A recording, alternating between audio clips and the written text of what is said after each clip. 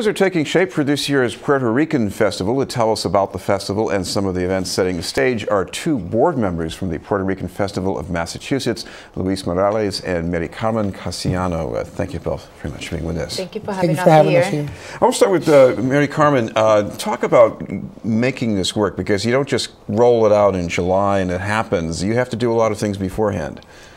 Exactly. We just started calling people for the pageant of Puerto Rican Festival of Massachusetts. It's going to be 3 categories, and also the girls this year and the common years too. They don't have to be 100% Puerto Ricans, and now they can be at least one father or a mother have to be a Puerto Rican, and any other culture but online.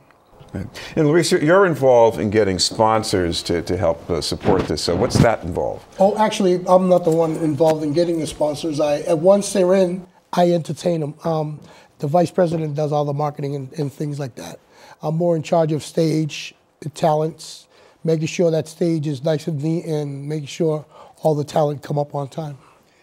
What about the kind of things people can look forward to this year? Well, first of all, we have April 29th, we have an event. It's called the Sponsor Appreciation and Social Networking with the Puerto Rican Festival volunteers, just to give them thanks for their participation last year and giving them a little something to look forward to in the up-and-coming summer. To Mary Carmen, the pageants, you know, we see the pageant winners and they roll by in the festival, but what's it like being a contestant? What makes people want to do this? Okay, it's something that involves not even the girls, involve the parents all together, and they teach them how to know more about the Puerto Rican culture. So we have 3 different categories. We have the little girls. We have the toddlers. Toddlers. And we have the mixes. Yeah, the youth ones, yes. And it's 3 different, you know, it's by the age. The little ones are from 5 years to 10 years. The second one, which is the youth ones, yeah, is between 11 to 15. And the Mixed Puerto Rican Festival 2016, it will be from 16 to 21. I mean, this seems to be a way that a young lady can get a sense of style that maybe you can't get from just watching TV and music videos. There's something, as you mentioned, tradition that goes on here. Yes, because it's many people like raised here, and you know, they just say I am Puerto Rican, but Puerto Rican includes so many things together. It means like, you know, about, you know, like what is the significance of the flag of Puerto Rico? You know, when Puerto Rico was discovered by Christopher Columbus. Yes, I'm sorry. Yes, I had to. I'm talking in English but thinking in Spanish. Yeah, that happened. So you know, like it's different things that the girls is gonna be learning. You know, by the practice, when they practicing, also they learn how to model in the wrong way. And what else, Luis? Well, we have a coordinator that teaches them how to walk. They also give them, according to what town they're from, it gives them a history to read, so they can, you know, learn, you know, speak it on stage, and also their attire goes along with the town they're from.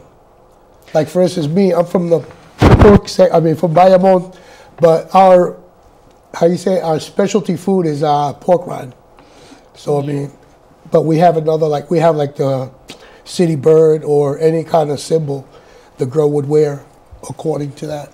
What about the importance of learning history, Luis? I mean, I went through public high school in Boston. People think it's a good school, but I learned almost nothing about this history. Well, see, that's why they changed things back in 1980s, I think it was. They started teaching, especially Hispanics, about their cultures.